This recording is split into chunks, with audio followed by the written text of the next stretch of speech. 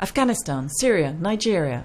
Bombings in conflict zones spare neither civilians nor humanitarian aid workers. But how to identify who's responsible, and how to get them to recognise their responsibility? Drawing on analyses of video footage and photographs and using its expertise in architecture and cartography, research agency Forensic Architecture helps to establish the facts and ascertain who's to be held to account. Faced with denials from those who carried out the bombings of hospitals in Syrian town Ma'arat Al Numan, MSF called on the agency to shed light on the circumstances of the attacks.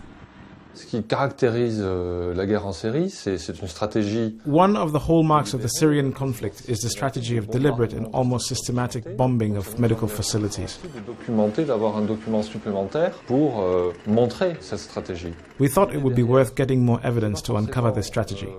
The idea wasn't necessarily to go to trial or obtain formal proof, but to increase the political cost for those behind the bombings. Pour les auteurs de ces bombardements, Forensic architecture's input means we can call on the media and thereby possibly reduce the risk of further attacks, so we can continue to deliver our medical aid. Diminuer le risque qu'ils recommencent et donc faciliter la continuité de nos actions de secours.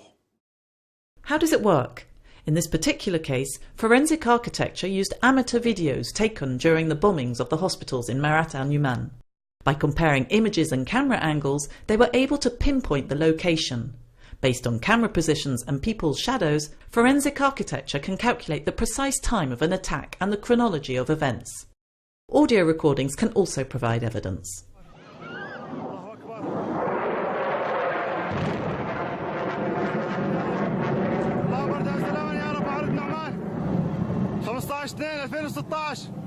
This evidence corroborates the shadow analysis and the time of the bombings.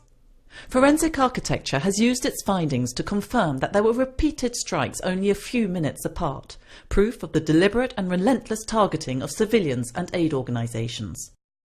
Systemizing this work of reconstruction, not only in the event of any future bombings, but also drawing on archives of these past 3 years, will enable MSF to decipher and condemn military strategies when they're in violation of the law.